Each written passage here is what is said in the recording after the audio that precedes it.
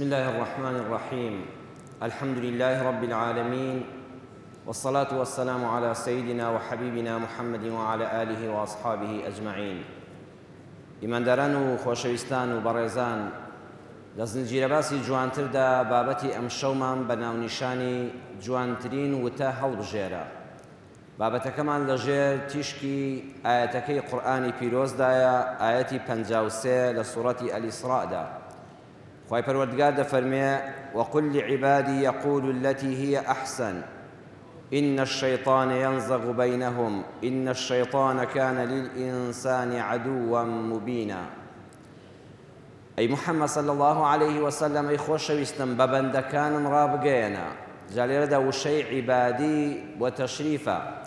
ئەم ئینسانە کە زۆڵە لاوازەی وەکو ئێمە خوای پەروەردگار ئیزافەی دەکات بۆ لای خۆی، ئیزافەیەکی تەشریفیە. ڕێزمان لێ دەنێ دەفەرمێ بڵێ ئەی محەممەد صلی الله عليه وسلم بە بەندەکانم بڵێ ئەم پەیامەیان پێ بڵێ بۆ خۆشبەختی دنیا و قیامەتیان، بۆ سەرفرازیان لەم دنیا و بەختەوەربوون و گەیشتن بە بەهەشتی نەبراوە پەیامەکەش ئەمەیە: یەقول التي هي أحسن، بڵێن بە هەمویان وتەی جوان هەڵبژێرن، جوانترین وتە هەڵبژێرن. جا لێرەدا یەقولو بە جەمع هاتووە، واتە لەو شە جوانەکان و جوانترینەکاندا پێویستە هەمومان هاوکار بین.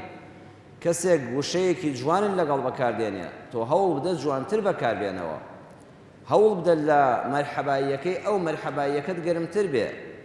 هانی کەسێک مەدە کە بە وشەیەکی نەرم قسە لەگەڵ دەکا، تۆ ساردی بکەیەوە بەوەی وشەیەکی زبری بەرامبەر بەکاربێنی. بۆیە سیفەتەکە بەکاردێنێ لە قورئانە فیعلەکە بە جەمعە، هەمووتان هەوڵ بدەن ئەحسەن بەکاربێنن.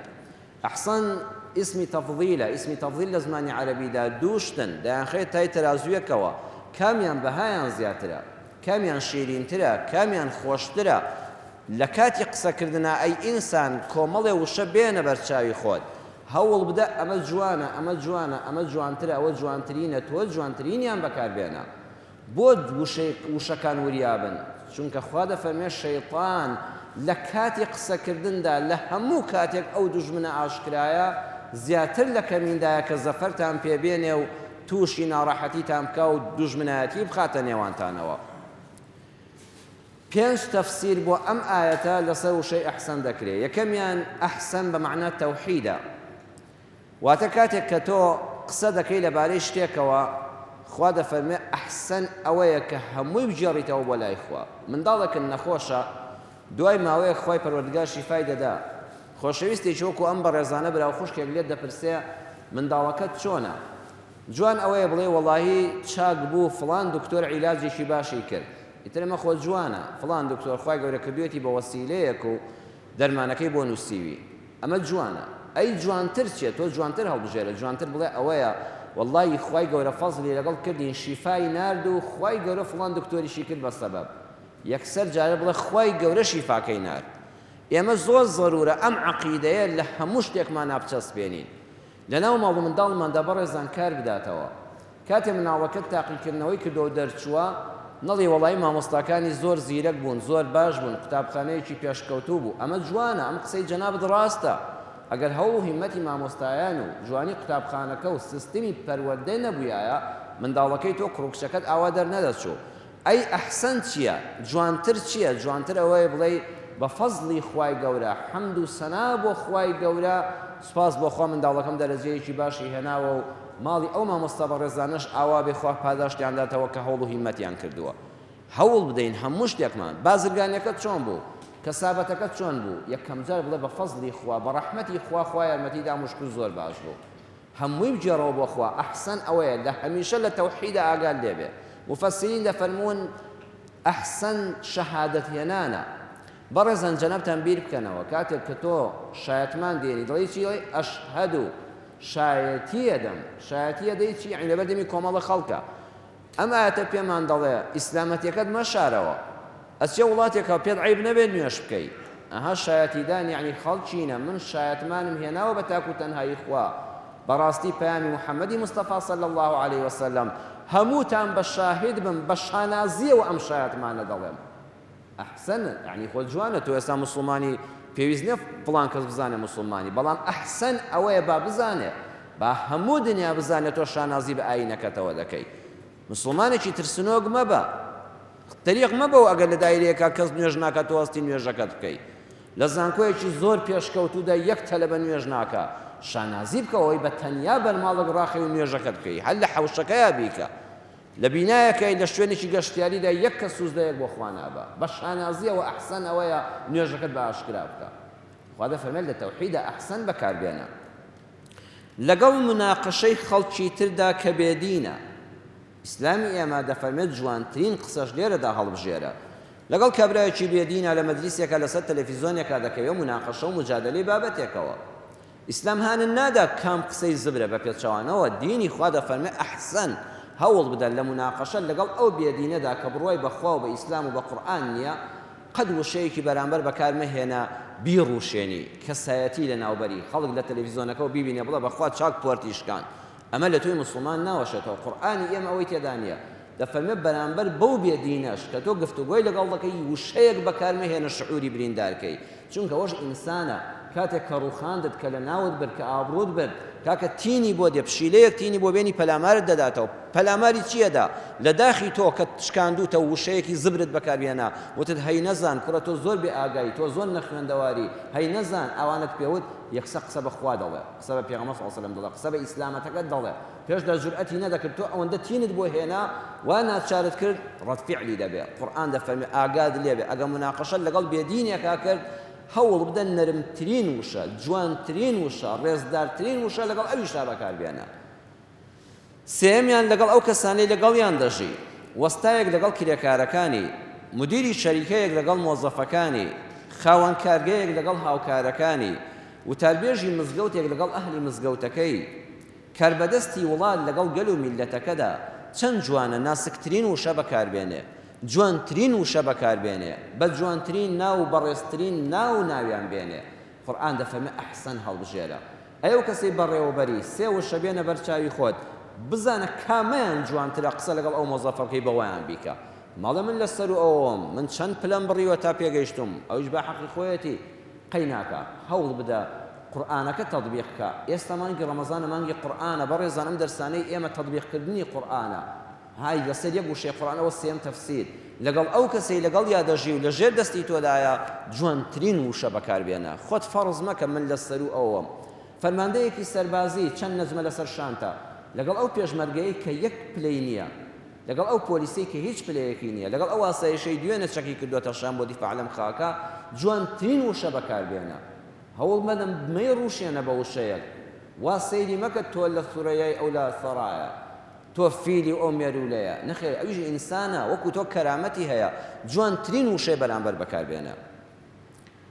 ژن و پیاو لەگەڵ یەکتریدا، باوک و مناڵ لەگەڵ یەکتریدا، دوو شەریک لەگەڵ یەکتریدا، قورئان دەفەرمێ وریا بە جوانترین وشە بەکاربێنە. چوارەمیان وەڵامی خراپە بە چاکە بدەوە، کەسێک تەشهیری پێکردی لە فەیسبووکە چەند شتی لەسەر نووسی، تۆ خۆت دەناسی کە پاکی، بێدەنگی جوانترین وەڵامدانەوەیە، ئەحسەن ئەوەیە بێدەنگ بی. خەڵک دەڵێ بۆ فڵان کەس جوابی نادەیتەوە، نەخێ من مادام خۆت دەناسی تۆ پاکی، تۆ بێگەردی، تۆ ئەو سیفەتە خراپەت تێدا نییە، ئەو بوختانی کردووە. جوانترین سیفەتی قورئانیەوەیە لە ئاستیا بێدەنگ بە، هەتا ئاخری بۆ خۆی وەڕز دەبێت. وەڕز دەبێت دەزانێت کە تۆ بەلاتەوە شتێکی، چونکە ئینسان ئەگەر پیس بێ تەنگە تاو دەبێت، ئەگە پاک بێ بە خەیاڵی دانایە، ئەڵێ پاک بە و بێباک بە. دەبێت تەشهیری پێکردی تۆ بێدەنگ بە، نەقدی کردی، تۆ ئەو نەقدە بە ناوەرگرە، بڵێ فڵان کەس ڕەخنەی لێگرتم ماڵی ئاوا بێ، هەوڵ دەدەم خۆم دروستکەم، من مەدحی دەکەم. سنووری بەزاندووە، ویژدانت بەرامبەری هەبێ، ئەو سنووری بەرامبەر بە تۆ وەزاندووە، تۆ ئەحسەن بەکاربێنە، ویژدانت هەبێ، سنووری بەرامبەر مەبەزێنە، لە ئاستی خۆیدا مەدح و زەممەکەی تێمەپەڕێنە. کابرایەک عومەری کوڕی عەبدولعەزیزی گوت خەلیفەی هەموو موسڵمانان بوو، چۆن مزگەوتەوە شەو تاریک بوو، وەکو ئێستا کارەبا و گڵۆپ و چرا نەبوو. کابرایەکیش غەریب بوو لە مزگەوتا ڕاکشا بوو، پێی لێنا، کابرا تینی بۆ هات لە شیرینی خەوا قاچی ئازاری پێگەی، وتی ئەرێ نابینای کوێری؟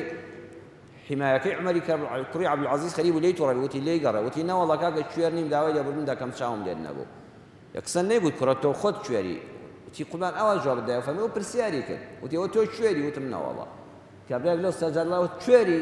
بڵێ نەوەڵڵا برا کوێر نیم، بەخوا بەزێرە چاوم دەبینێ، بەڵام چ باشم نەبینی، تر پێویست ناکە شەڕێک دروستکەی لەسەرەوە، وا حسابکە پرسیاری کردووە، تۆ کەڕی؟ ناوەڵڵا برا شکر گوێم دەبیستێ کەڕ نیم، بەڵام لەو ئاستەیە تۆزێ ئیهمال بوو. هەر ئەمەندە کۆتایی بەشتەکە دێنێ. بۆ ئین الشەیطان ينزغ بینهم لە کاتی قسەکردنا شەیطان لە هەموو کاتێک مسەیتەرترە بەسەرتا. بەڕێزان ئالێرەدا بابەتێکی عەقیدەیی هەیە. زۆر کەس دەڵێت جا شەیطان چۆن دەتوانێت بەسەر تۆی ئیمانداڵە زاڵ بێت. زۆر کەس دەکەوێتە گفتوگۆوە مناقەشە لەگەڵ یەکا دەکا ئەڵێ فڵان کەس شەیطان پێی کرد، ئەویش بڵێ شەیطان پێی نەکردەوە بۆ خۆی کردی. بەڕێزان ئەم مەسەلەی ئاوایەک لای دەبێتەوە. هەموو کردەوەیەکی خۆمان ئێمە خۆمان بنیاتی دەنین کە دوو کەس قسە دەکەن، یەکیان قسەیەکی زبر دەکا، ژن و مێردێک بە یەکەوە گفتوگۆ دەکەن، لەنکاو یەکیان قسەیەکی ڕەق دەکا، ئەوەی تر دەبێت زۆر وریابێ. ئەو کاتی قسە ڕەقەکەت کرد قومبەلەیەکت فڕێداوە، ڕومانەیەکت فڕێداوە، شەیطانەوە فڕێ نەدا، فەقیرە و تاوانی نییە لەوەدا، ئەو تۆ خۆت لوقمەکەت دانا ڕومانەکەت فڕێدا. شەیطان ئیشی ئەوەیە خستە بەردەستی و دەیتەقێنێتەوە، شتێکی ئاگرینت داناوە ئەو شقارتەکەی پێوە دەنێت، چرخەکەی لێدا، یعنی تۆ خۆت بووی سەرەتا، ئەوە شەیطان نەهات قسەکە لە دەمت بێنێتە دەرەوە، بەڵام ئەوەک مەجالەکەی بۆ کرایەوە، تۆ لوقمەکەت خستە بەردەستی ئەویش ئەیتەقێنێتەوە. چەند کەس هەیە ژن و مێرد لەسەر یەک گوشە تەلاق دەدرێت، لەو کاتی تووڕەیەدا تۆ قسەکەت فڕێداوە شەیطان ئاگرەکەی پێوە دەنێت. چەند شەریک هەیە بازرگانێکی باش لە بەینیاندا لەسەر یەک قسە ئەو شەریکەیە هەڵدەوەشێ. چەند کەس هەیە ئێستا بەڕێزان ئیعدام دەکرێت، سەرەتاکەی لە یەک قسەوە بووە، باوکەکەی یەک لێی تووڕە بووە، قسەکەی فڕێداوە باوکە، شەیطان بە کوڕەکە دەڵێ ها باوکی فڵان کەس چۆنە، تخوا تۆش باوکت هەیە، تخوا ئەوە باوکە، تخوا لێ قبوڵ مەکە، بڕۆ دەرەوە ماڵەکە بەجێبێڵە. باوکەکە قسەکەی فڕێدا، شەیطان شقارتەکەی پێوەنا، ئاگرەکەی پێوەنا، ئەم ئینسانە لە ماڵی باوکی چوە دەرەوە، چەندین ڕەفیقی خراپ دوو لە ڕووی جەناوتان قۆستیانەوە، ئێستا لە ژێر پەتی ئیعدامدایە. ترازە هەمووی قورئان دەفەرمێ ئاگادار بە، ئەگەر ئەم وشەیە بەکار نەهاتایە وشەیەکی جوانتر بوویایە ئەو شتە ڕووی نەدەدا. دوو حیزب لەسەر قسەی ڕۆژنامەنووسێک کە مەقالەیەکی ئاگرین دەنووسێت، دوو حیزب شەڕیان دەبێت چەند هەزار خەڵکی تیا دەکوژرێ. شەڕی ئەم حیزبانەی کوردستانی ئێمە سەرەتا کەس نازان لەسەر چ هەڵدایسێ، دوایش کەس نازان لەسەر چ سڵوح دەکەن، ئەوانەی سەرۆکن دەڵێن ئێمەش لە هەموو خەڵک بێت تاوانترین. جاری وایە یەک مەقالەی ڕۆژنامەنووسە، جاری وا لەوانەی وتاری مەلایەک بێت کە بە ئاگرینی دەیدا، لوقمەکەی فڕێداوە، شەیطانیش یەک شقارتەی پێوە دەنێت، دواتر هەزاران خەڵک دەبێتە قوربانی، دواتریش کە کۆتایی دێ نازانن چۆن کۆتایی بێت. باش ئەم شەڕە لەسەر چ بوو، ئەی ئەم سوڵحە لەسەر چ بوو؟ وەڵا هیچمان تاوانبار نین، ئەو خەڵکی کە خۆی بەکوژدا تاوانبارە.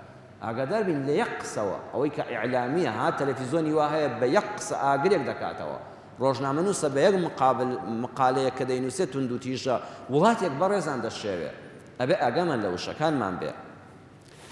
بۆیە لە ئیسلامی ئێمەدا جوانتر تیا بگەین، بەرنامەکەمان بە ناونیشانی جوانترین وتە هەڵبژێرە. ئەگەم مەلایە قسەی ڕەقا لەسەر تەلەڤیزۆنە بەیانی من و تۆ دەبین بەخوا فڵان کەس حەشری بەو بێدی نەکرد، دەی ئەمە لەگەڵ ئیسلامی ئێمەدا جوان ناکەوێت، چونکە فڵان کەس دیارە زمانی باش نەپاراستۆ، دەیان وشەی ناشرینی بەکارهێناوە، لەو مەلا نەدەوەشایەوە. ڕاگەیاندن و قسەی زبر لەگەڵ ئیسلام ناکۆکە، ئەوەی کەوتراوە لە کوردەواریە لە جێی سندان قوزەڵ قورتە، ئەوەی بەردم پێ تێبگرێ بەرقی تێدەگرم، ئەمە لەگەڵ دینی ئێمەدا نایەتەوە. ئیسلامی ئێمە دەڵێ ئەمانە ئاگری فیتنە شەیطان دەبێتە هۆکارێک بۆ هەڵایساندنی تۆ خۆتی لێ بپارێزە. پێغەمبەری ئەکرەم صلی الله علیه وسلم لە مسنەدی ئیمامی ئەحمەد هاتووە لە ئەنەسەوە دەفەرمێ ئیمانی هیچ ئینسانێک تەواو نابێ هەتا دڵی ڕاگیراو نەبێ، ولا يستقيم قلبه حتى يستقيم لسانه، دڵیشت جێگیر نابێ هەتا زمانت پاک و خاوێن و ڕازگۆ نەبێ. لەگەڵ ئەمانەدا بەڕێزان جوانترین وشە هەڵبژێرە، جوانترین وتە هەڵبژێرە. یەکەم دایک و باوکت، بەتایبەت ئەو کە دایک و باوکەی پیرە، هەتا گەنجە بەڕێزەکەم پێویستی بە تۆ نییە، تۆ پێویستیت بەوە. باوک و دایکت پیرە، ئەمجا لە ماڵی تۆشا دەژی، 5 برای 6 برای چەند خوشکی، دایک و باوکت بە فەزلی خوا یەکیان هەردووچیان پیر و بەتەمەن و لە کار کەوتون لە لای تۆن، لە ماڵەکەی تۆدان. قورئان دەفەرمێ ئیما یەبلوغەنە عیندەکە الکیبەرە ئەحەدوهما ئەو کیلاهما، سەیری وشەکان کرد، عیندەکە لەگەڵ کیبەرە، پەچی کەوتۆ لە پیریدا، وەکو جاران کاسپی پێ ناکرێ، دووەمیشیان عیندەکە لە لای تۆیە، لە لای تۆیە کچەکە، لە لای تۆیە براکە، لە لام هەموواندا تۆی هەڵبژاردووە.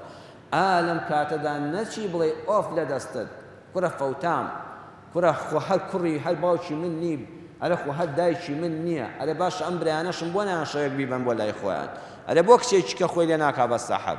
ئاگادار بە قورئان دەفەرمێ مەڵێ ئۆف لە دەستت، پیا هەڵمەشاخە، پیر بووە حەز دەکات لە هەموو قسەیەک تێبگا، چۆن مناڵێک 10 جار پرسیار دەکات، پیریش وەک مناڵ وایە 10 جار لە شتێک دەڵێتەوە، پیا هەڵمەشاخەوە دەبڵێت دەبەسەبی بڕەوە کوڕە چ پەیوەندی بە تۆوە هەیە، ئەم تەلەفۆنت و حەقت چێ من لەگەڵ چیا قسەم کرد. قورئان دەفەرمێ جوانترین وشەی بەرامبەر بەکاربێنە. جوانترین بوشە بەکاربێنە قەولەن کەریمە، زمانێکی بەخشندەیی، زمانێکی نەرم. مەڵێ باوکم بەڵا باوکم لای منە، دایکم لای منەوە بەخێوی دەکەم، بڵێ من لە لای دایکمم. بەڕێزان ئەم وشەتان زۆر ئاگا لێ بێ. لە زۆر برا و خوشکی دەبیستم ئەڵێ باوکت چۆنە؟ وڵا لای منە.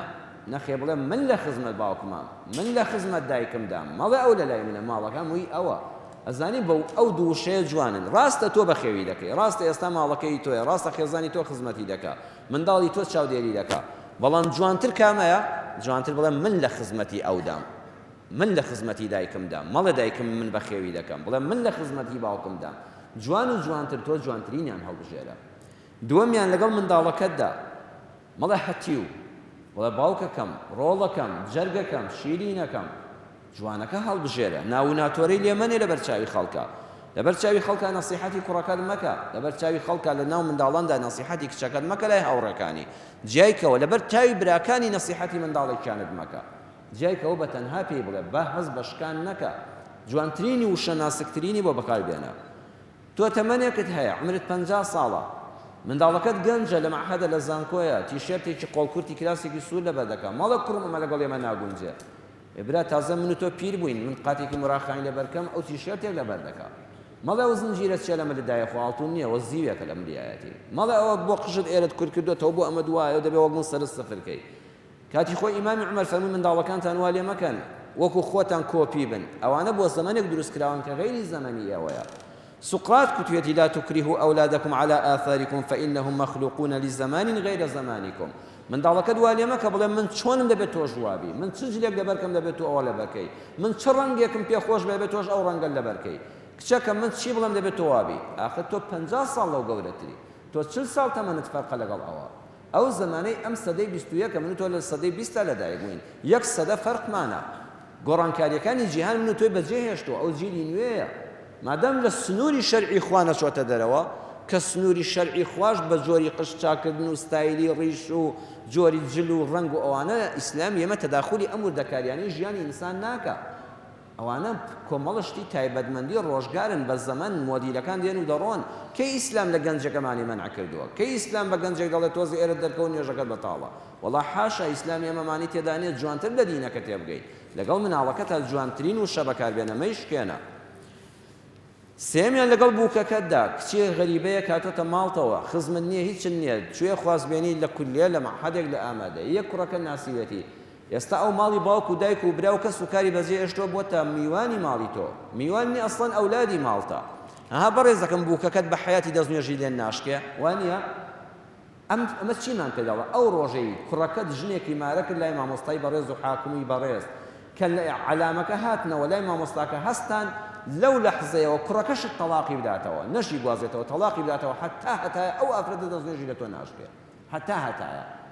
ئەمە دەزانی چ دەرسێکی گەورەیە؟ دەرسی ئەوەیە ئەمە کچتە بە چاوی بێگانە سەیری مەکە.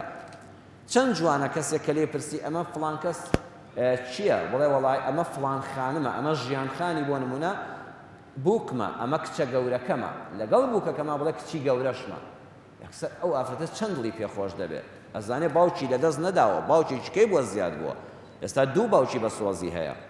مەیشکێنە بووکی وا هەیە تۆزە درەنگ لە خەو هەڵدەستێ، یەکسەر خەزوری لای هەموو خەڵک کوڕە بە ناشکردنەوەی بووکمان هێنا، وەڵا سەعات 10 ئێستا لە خەو هەڵنەستاوە، کورە ماڵێکی شپڕێ و هەر جلەی لەلایەک کەوتووە. بەڕێزم تۆش لە گەنجەتیدا وا بووی، مەیشکێنە لای ماڵی باوکی باسی مەکە، مەڵە تەمبەڵە، مەڵە کێ ئەوە بووکە، مەڵە خواردن نازانێ، نەخێر کچتە، بڵێ کچە گەورەکەم، لە پەنایەکەوە دەتوانی زۆر بە سەبر خەسووەکە ئامۆژگاری بکە.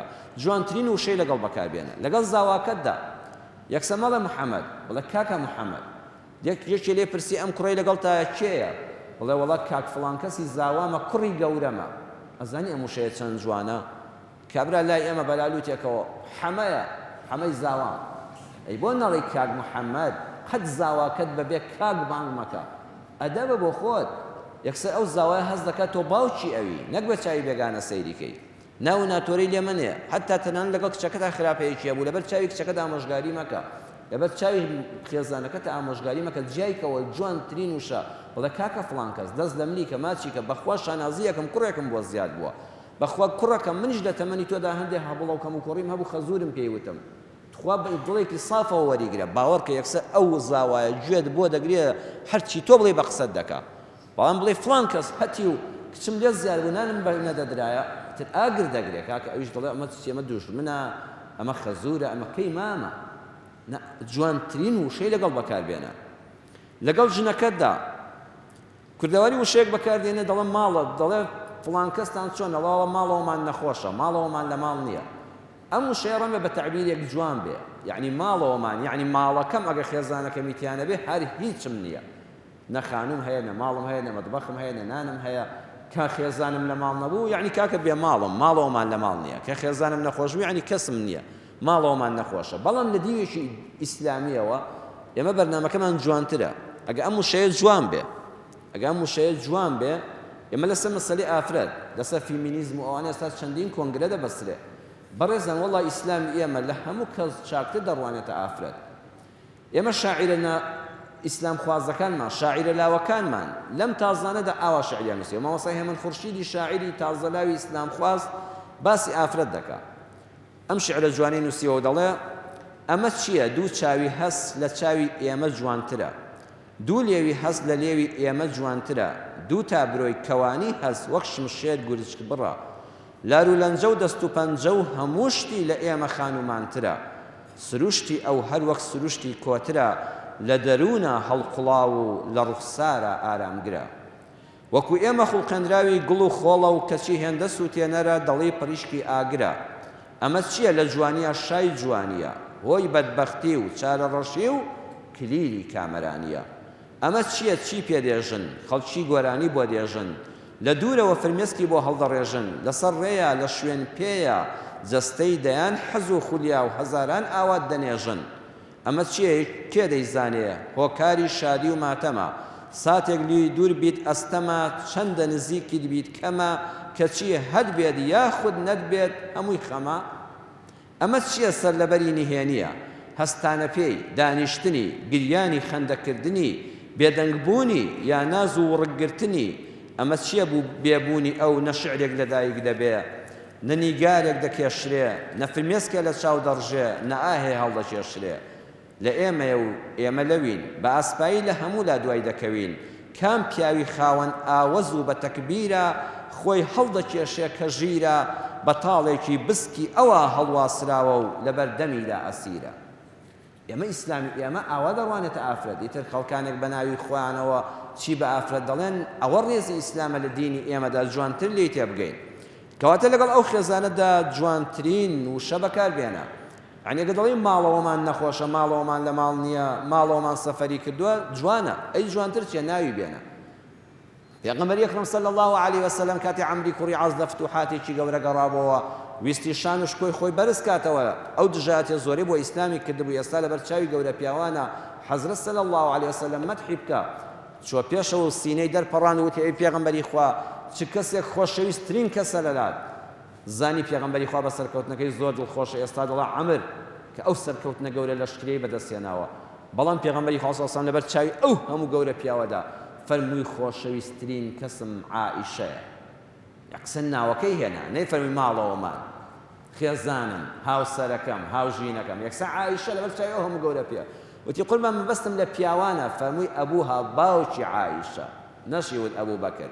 یعنی ئەبوو بەکرم کە خۆش دەوێت بەشێ لە خۆشەویستەکە بەوەی خێزانەکەمەوەیە وتی باوکی عائیشە ئەی دوای ئەوە فەرمووی عومەر دوای ئەوە ئینجا دواتر فەرمووی عەمر حەدیسەکە دوور و درێژە بە سوورەجیان ناوی بال لەبەر چاوی هاوڵانت ناوەکەی کورکەوە پێغەمبەر صلی الله علیه و سلم یا عائیش ئەو کورکردنەوەی تەصغیرە بۆ خۆشەویستیە مەهێڵە براکەت یان خوشکەکەت هەرگیز قسە بە خێزانت بڵێ لەم سنوورەدا بوەستە تا ئێرە ئەمە شەرەفی منە ئەمە ڕێزی منە تۆ براشم بی خوشکیشم بی نەچی باسی خێزانم بکەیت لەم سنوورەدا تەواو مافی تۆ تەواو بوو جوانترین وشەی بەرامبەر بەکاربێنە چەند جوانە ئینسان ئەو هەموو شعر شتە لەبەر دەکا خەڵک وازانە شعرە جوانەکان بۆ دڵداریەکی نامەشروعن چەند جوانە پیاو یەک دوو کۆپ لە شعری جوانی لەبەر بێ کاتێ شاعیر دەڵێ نە ئەستێرە و نە مانگ و خۆر نە گەوهەر و ئاڵتوونی زۆر نە کانزا و ماڵی دونیایی نە شادی نە ئاشتەوایی بە من نادەن دڵنەوایی هاوارمە لە دەست تەنهایی هەموو عاجزیم یەک هۆیە ئەویش تەنها دووری تۆیە ئەگەر ژنەکە سەفەرێکی کرد بوو لە ماڵی باوکی بوو ئەمەی بەنامەیەک بۆ بنێرە ئەزانی چەند دڵی پێخۆش ببێ ئەم ئیسلامە فێری خۆشەویستیمان دەکات فێری جوانی فێری تەبایی خێزان ئەم وشانە حیفە بۆ نامەحرەم بەکاربێن بۆ خێزانی حەڵاڵی خۆت بەکاری نەهێنی هەندێک زارا و وشە هەیە خەڵکانێکی دژ بە ئیسلام لەسەرمان دەکەن بە ماڵ بەڵام حاشا ئیسلامی ئێمە لەوانە بێبەریە بۆ نمونە هەندێک وشەیە لە کوردەواریدا بە یەکەوان سەرژنانی دوو لە ڕووی جەناوتان سەرژنانی مونەرم هۆمەر بەچێ دەوترێ بە کەسێک کە ڕێز دەخێزانی بگرێ ئیشێکی لە ماڵەوە بۆ بکە گەسکێکی بۆ بدا بڕە بڵا فڵان کەس سەرژنانی پرس بە ژنەکەی دەکات لە ئیسلامی ئێمەدا پێغەمبەری خوا صلی الله علیه و سلم لە حەدیثەکە دەفەرمێ کان فی خدمەتی ئەهلیه وەڵای کە لە ماڵەوە بوو هەموو ئیش و کار لەگەڵ خێزانەکان یەکرد پێغەمبەری خوا گەسکی داوە حیوانی دۆشیوە جلی خۆی شتۆتەوە یعنی دووریوەتەوانێ پێڵاوی خۆی پەنچەر کردووە کاتی خۆی کە پێڵاوەکو ئێستا زۆر نەبوو دووریوێتەوە نەعلەکانی دەبرامانە هەموو ئیشی ماڵن بە شانازیشەوە بۆ جێ خێزانەکانی جێبەجێ کردووە قبولیش نەکراوە کەسێ نەعوذ بالله حەدی ئەوەی هەبێ بڵێ پێغەمبەری خوا ئەو سیفەتانەی هەبووە کەواتە سەرژنانی و هۆمەر و مونەرم و ئەوانە لەگەڵ دینی ئێمەدا ناگونجێ بە پێچەوانەوە ئەو پیاوە بەڕێزە خەیڕکم لیچی لئەهلیه باشترین پیاو ئەو پیاوەیە بە خێزانی بەڕێز و بە حورمەتە نەک ئەوە هۆمەر بێ و سەرژنانی بێ ئەو مستەلەحە لە دینی ئێمەدا جێی نابێتەوە دوو کەس دەمیان تێک دەگیرێ یەکیان ژن بێ و یەکیان پیاو بێ بۆ نمونە کابرا لەسەر تەلەڤیزیۆن ژن و پیاوێک بێ یەکەوە مجادلە و گفتوگۆ دەکەن لەسەر مەسەلەیەکی سیاسی بێ ئابووری بێ کۆمەڵایەتی بێ ئێتر یەکیان دەڵێ کابرا لای تەلەڤیزیۆنەکەەوە کوڕە دەوازی لێبێنە سەگ بە ژن ناوەڕێ ئەمە لە دینی ئێمەدا دیسان جێی نابێتەوە سەگش بە ژن دەوەڕێ بەڵام بۆ سەگ بە ژن ناوەڕێ چونکە ژن سەلامەتە سەگ زەبری لە ژن نەبینیوە لێ نەداوە بەردی پێدا نەداوە داری لێ نەداوە کاتێک کە ئافرەتێک دەبینێ دەزانێ ئافرەت میهرەبانە سەگ هەستی هەیە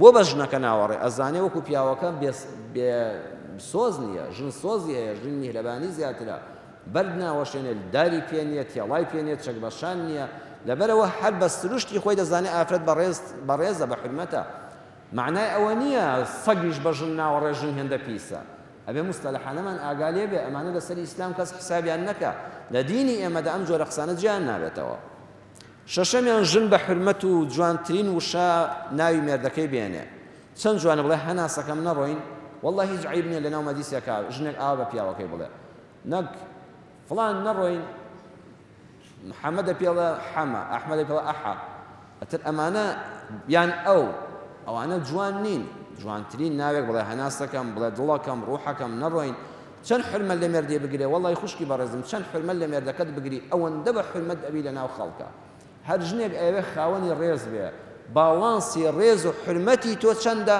ئەوەندەیە کە تۆ ڕێز لە مێردەکەت دەگری چەندە ڕێز لە مێردەکەت بگری لای ماڵی باوکت ئەوەندە بە قەدری لای خوشکت ئەوەندە بە قەدری لای دراوسێ ئەوەندە بە قەدری لای ئەو ماڵی کەمیوانی ئەوەندە بە ڕێزی ئەم ڕێزە بزانە خۆت چەندت پێخۆشە هەتا ڕێز و حرمەت لە مێردەکەت بگری بە قسەی ئەو کەسانە نەکەی بڵێ پیاو چییە حسابی بۆ مەکە پیاو نابێت زۆر ڕووی بدەیتێ ئەوانە لەسەر هەڵدێرانتن ئیسلامی ئێمە دەفەرمێ ئەحسەن هەڵبژێرە کام وشە جوانە بەرامبەر بە مێردەکەت هەروەکو بە پیاوەکە ماوەت بەرامبەر بە تۆ ئەویش بەرامبەر بە تۆ ئەوە بەکاربێنێ حوتەمیان لەگەڵ خاوەن پێداویستی تایبەت ڕێز بەکاربێنە مەڵێ کوێرە بڵێ نابینایە مەڵێ کەڕە بڵێ ناگۆیە بڵێ نابیستە مەڵێ لاڵە بڵێ ناگۆیە پیاو باشێک دەفەرمێ نابینایەکی بەڕێز میوانی بوو کاتێک کە هەستا بە کوڕەکەی وت هەستە کوڕم لە خزمەت مامۆستادا بڕۆ نەیوت کوڕم هەستە دەستی بگرە سەیری کات جوان هەستە دەستی بگرە و بیگەێنە ماڵەوە ئەمە جوانە وانە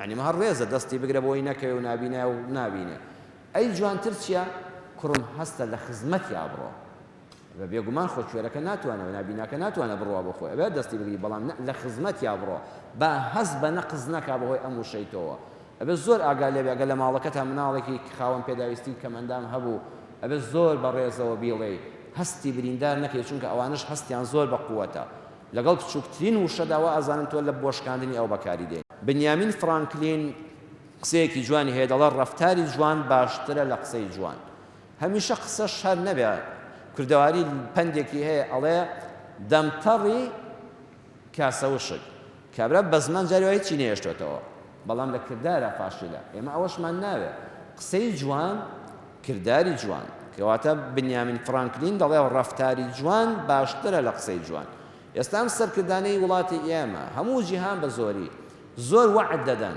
ئەوەندە وعد بە میلەت دەدەن میلەت دواتر وەڕست دەبێت کۆتا لەتیفە و قسەیەک کە بیجێڕینەوە ئەوەیە پاشایەک بەسەر سەربازەکانیان دەگەڕا شەوێکی سارد و سەرمای زستانێکی سەخت بووە سەربازەکە پیر و بەتەمەن بوو جلێکی وای لەبەرا نەبوو گەرمی کاتەوە پاشا پێیوت چۆن خۆت ڕادەگری بەم سەرمایە و بە بەم جلە تەنکەوە وتی قوربان بارەزگاری لە وڵاتەکەم و خۆشەویستی نیشتیمانەکەم وای لێ کردم کە بەم جلە تەنکە و ئەم سەرما سەختە ئارام بگرم بۆ ئەوەی دوژمن سنووری وڵاتەکەم نەبەزێنێ پاشاوتی تۆ قارەمانی شەر بێ بڕۆمەوە پاڵتۆیەکی زۆر گەرم و چاکت بۆ بنێرم دوو شەو سێ شەو چوار شەو وڵا پاڵتۆ پاشا کە چۆوانێ هەروەکو ئەم مەسوولانەیە ئێمە کە چایان بە خەڵک دەکەیەوە و چەپڵیان بۆ لێ درێ بەهار دێن ناژنۆ دوایی کە چۆوە کۆشکەکەی خۆی هەمووی لەبیر دەچێتەوە باسی چ بووە لە هەڵبژاردنە دنیا شامی شەریفە دوای ئینتیخابات هیچ لەبیر نەماوە پاشاش لەو جۆرانەی وەک ئەمانی ئێمە بوو وەڵا کە پاشا چۆوانێ و کەوتەوە قەل خواردن هەر لەبیری چۆوە سەربازی پیر هەیەیانە